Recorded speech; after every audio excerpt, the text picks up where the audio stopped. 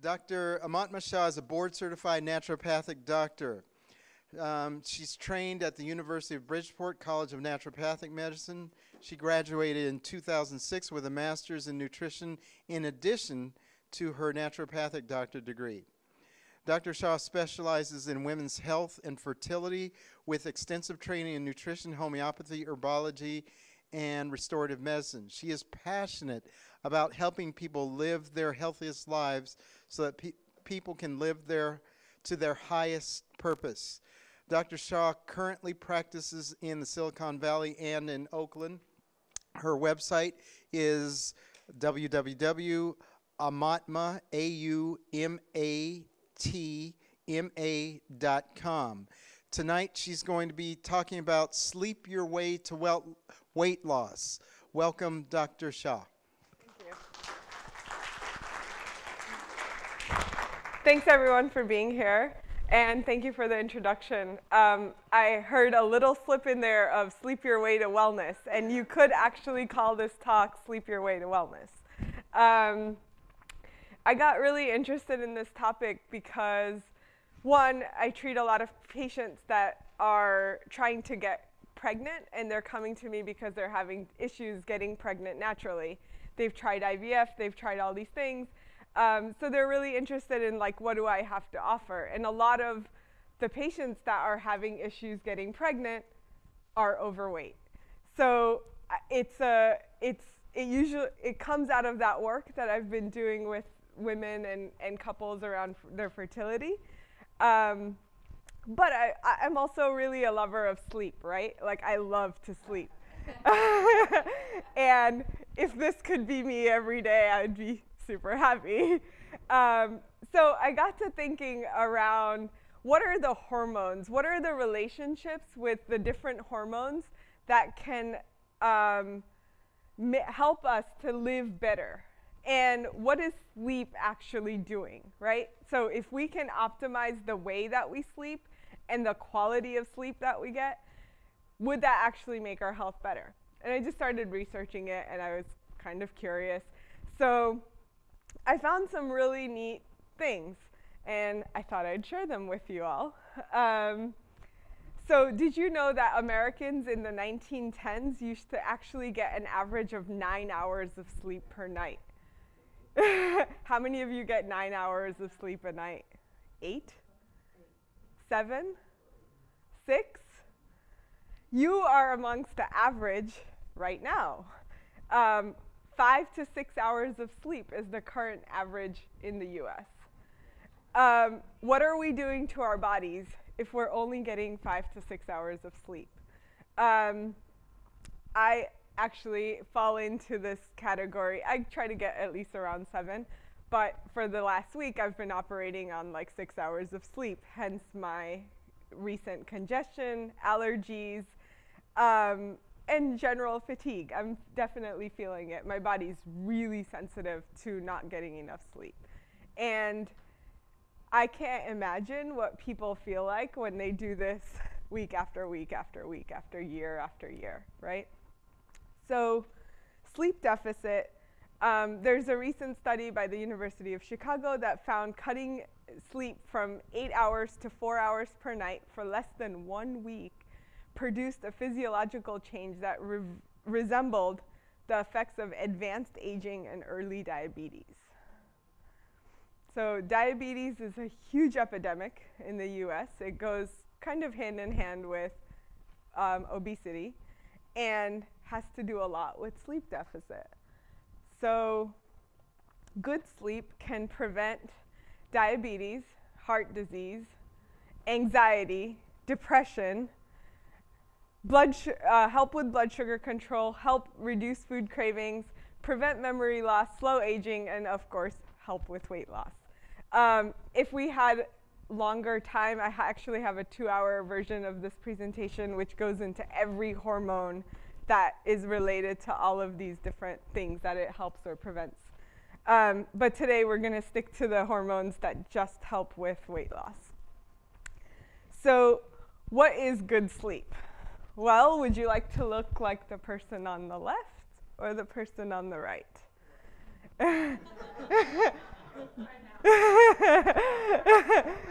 in the mornings.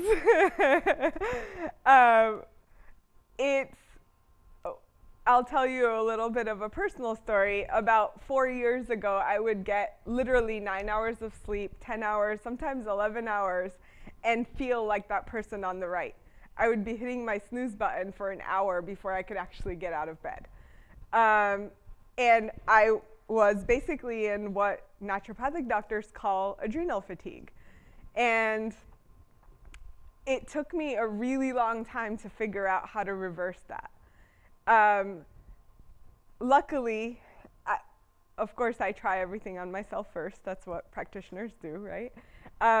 So I tried everything that I needed to try to finally put together that formula of things that would work to help people sleep better.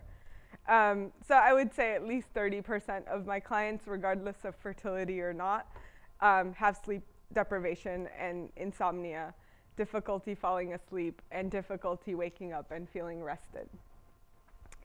So we have several different types of sleep. We're not going to go super deep into this. People really like to pick this apart. We have 3 stages of sleep: deep sleep, REM sleep, and non-REM sleep, or light sleep. Deep sleep and REM sleep are actually not the same. So REM sleep is where you have the rapid eye movements, and the eyes are following what we see in our dreams. This is 30% of total sleep time. And this state is vital to our mental health because of the blood that rushes to the brain from this, the rapid eye movements. But only in deep sleep do we actually get the hypothalamic secretion of hormones, which are vitally important to the function of the body as well as the mind. This stage of sleep also physiologically purifies the body. So if you're in detoxification, you actually want to optimize this phase of sleep so that you can clear out things from your body while you sleep. And this is the stage which actually energizes and restores vitality in the body. The benefits of deep sleep are characterized by an increased body temperature, and as perspiration increases, our skin secretes more minerals. Our lungs also breathe out more carbon dioxide. Our intestines transport excrements. Our kidneys actively filter the blood, and our organs detoxify, and our skeletal muscles deacidify.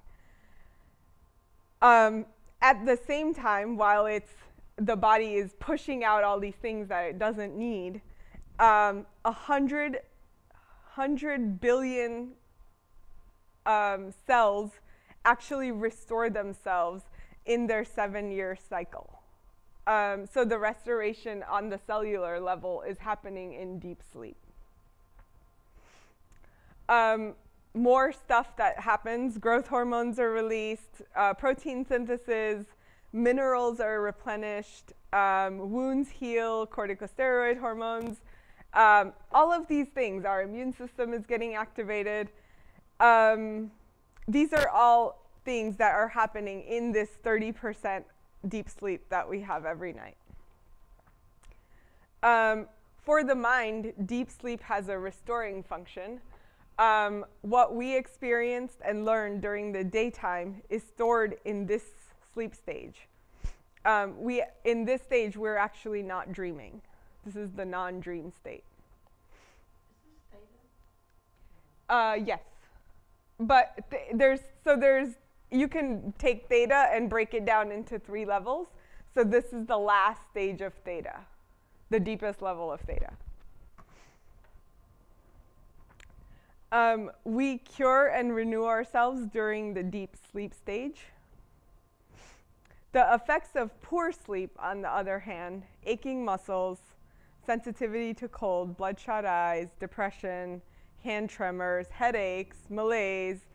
This list can go on and on. This is like the top. These are based on several meta-analysis studies, and these were like the top symptoms that people experienced. But you keep going on with this, the list really gets long.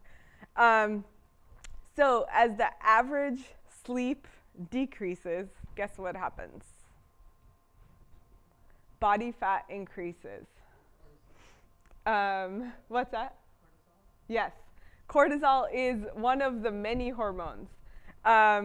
So cortisol is the most commonly known hormone. I'm going to talk today about the ones that we don't know about yet. They're kind of like cutting edge. So if basically our appetite is affected by the quality of our sleep. If this doesn't look delicious right now, it would if you had really good quality sleep. If it looks good to you, you're probably doing pretty well. So sleep deprivation studies found when deprived of sleep, the desire for high carbohydrates and calorie-dense foods increased by 45%. So what is the link here? What's happening? What are the hormones that are underlying this phenomenon? Serotonin, which most people know about, initiates deep sleep. Serotonin is the precursor to melatonin, which everyone has heard about, right? Have you heard about melatonin? Okay, good. However, melatonin doesn't always cure sleep issues, right? I would say about 40 to 60% of the patients that I see with insomnia have already tried melatonin. Like, oh no, someone already gave that to me, it doesn't work for me. So melatonin seems like an easy solution to help people get to deeper states of sleep, but it's actually not true. Melatonin will only work for the small percentage of people that have low serotonin levels that lead to low melatonin levels. Serotonin deficiency is associated with ADD, irritability, depression, aggression, anxiety, lack of concentration, chronic pain, restlessness, fatigue, nausea. This list, again, goes on and on. Weight gain is on this list. So serotonin deficiency leads to melatonin deficiency, leads potentially to weight gain. So that's one connection. I'm going to throw out a bunch of hormones, and then you'll see how they all link together. So bear with me. Low serotonin can be caused by a deficiency of several different nutrients. B6, vitamin C, vitamin E, magnesium, and this is a particular type of folate that's a methylfolate. So increasing serotonin naturally would generally be a really good idea. And guess where we can increase serotonin levels? Pretty picture. Waterfalls and nature, walks in the woods. These are all places that are high in negative ions. And studies have shown that high amounts of negative ions will actually help to increase serotonin levels. So sidebar, when there's a lot of docs these days that are talking about nature prescriptions. So they're prescribing like 20 minutes in nature a day. This is actually what is happening. Negative ions in nature are helping to stimulate serotonin levels, which help people have better moods. Do you know that 80% of Americans either have anxiety or depression? So the nature connection is pretty important. And then again, getting the basic vitamins, B6, vitamin C, vitamin E, etc.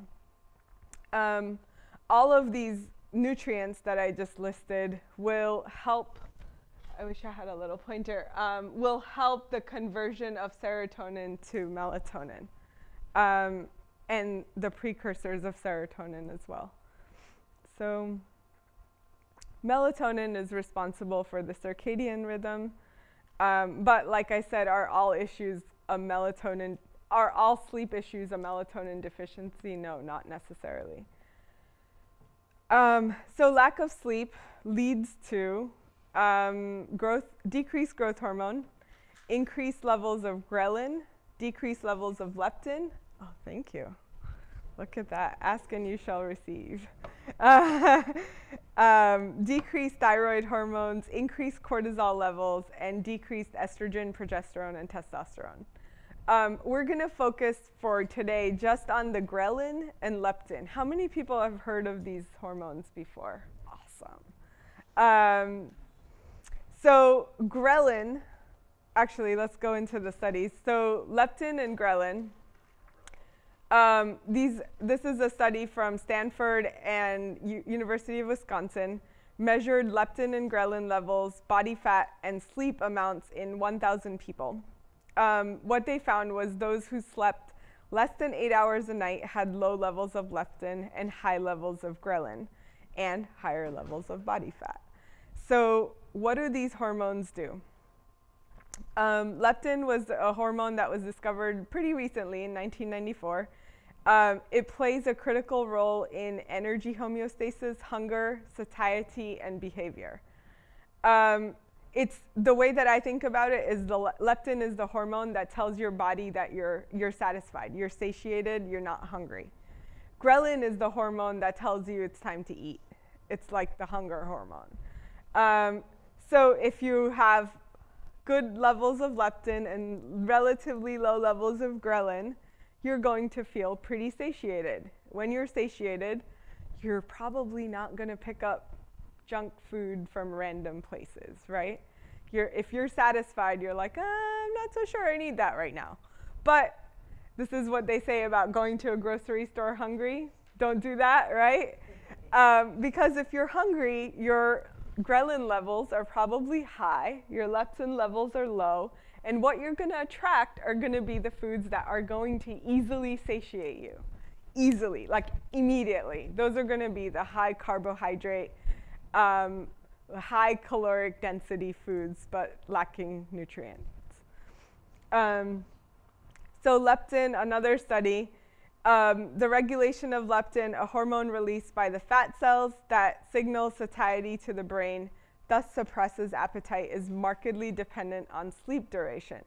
After 6 days of bedtime restriction to 4 hours per night, leptin levels were signaling a state of famine in the midst of plenty. So basically what they found in this study was people that cut their sleep time in half had extremely low levels of leptin to the point that they thought they were in famine. And what happens when you're in famine? You eat everything in sight and you store all of it.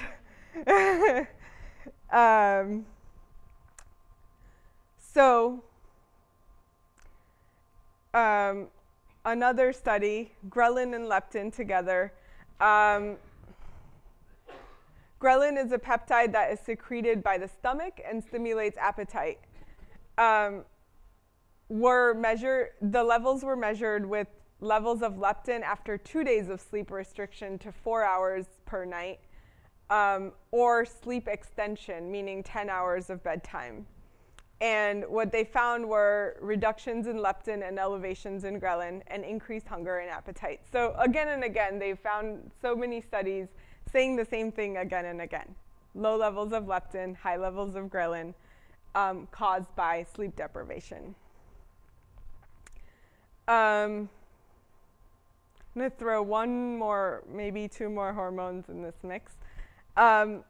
Leptin communicates directly with dopamine pathways and may raise dopamine levels enough to make it easier to resist rewarding foods, which is a really good thing. And as I already said this, as sleep decreases, leptin decreases, and ghrelin increases. So what are some easy ways to increase leptin, right? Spacing out meals 5 hours apart.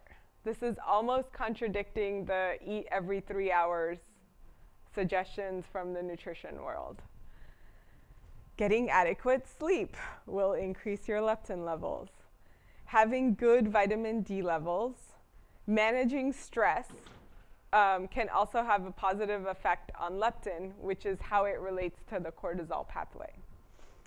before we get into cortisol, and we may not get there today, I want to say that there's also companies that are now producing homeopathic leptin. So it's perfect that this talk followed Dana Ullman's, because homeopathic leptin, which in our body, hormones exist in homeopathic quantities. We can stimulate innate leptin production by giving just a tiny bit of homeopathic leptin. And what's interesting is that the studies that are coming out about this homeopathic leptin are actually suggesting that they help the body better deal with stress, decrease cortisol levels, and help the thyroid. So there's a lot of different connections that we actually may not know yet with leptin that are coming through the studies that related to the homeopathic leptin. So I think it's really interesting stuff. Sleep that increases cortisol, probably everyone here knows this. Elevated cortisols may underlie a host of mental and metabolic problems, including memory loss and insulin resistance, a precursor to diabetes. So this is a salivary cortisol test. It's something that I do often because it's really great for people to see things on paper. They feel it more. And this test, we take 5 to 6 measurements throughout the day of saliva, and then they'll measure cortisol levels in it. This person does not sleep at night. He sleeps in the morning. He is a nurse at UCSF and works the night shift. He's extremely overweight, eats really crappy food, and is constantly in pain. So when we looked at his levels, it was no surprise that his levels look the way they do. But what was interesting is that when he saw this, he was convinced enough that this was an issue that he switched his schedule to the day shift, which is probably one of the best things that he could have done for his health. So as sleep decreases, cortisol increases.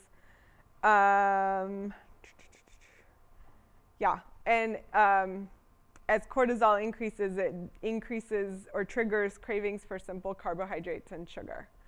So this is not surprising, but it's interesting to me how all of these hormones connect together.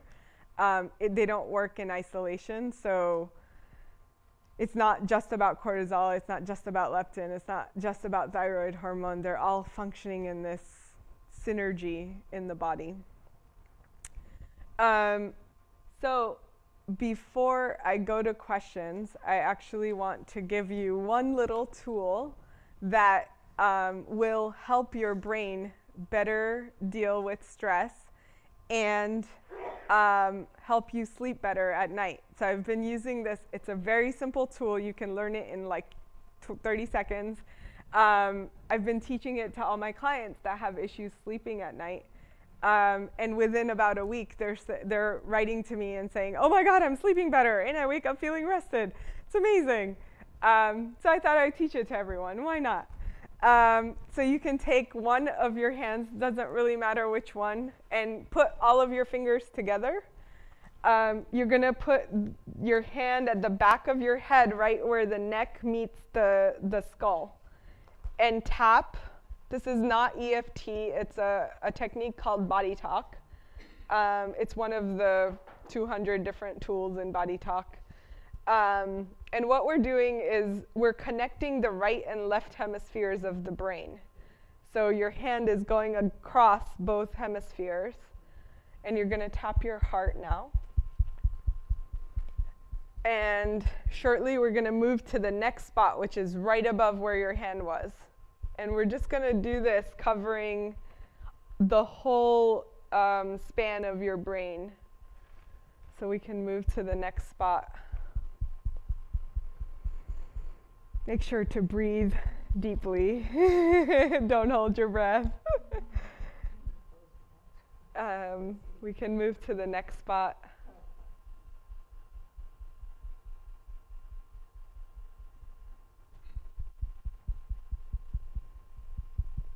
and cover the forehead.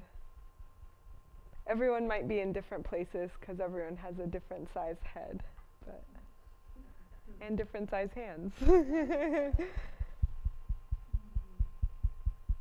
And then the very last step, which is really important, is to cover the limbic brain, which is this on the sides.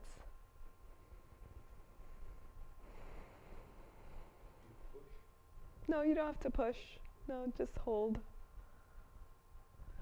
And then tap your head and heart together.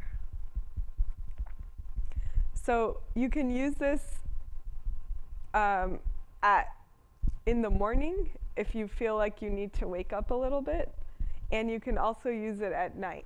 And the way that I recommend this for insomnia is keep cycling through this cycle as many times as you need to till you fall asleep. And usually people with chronic insomnia, these are people that have had insomnia for over 10 years, say that usually by the third cycle they're falling asleep, which is pretty amazing. It's drugless.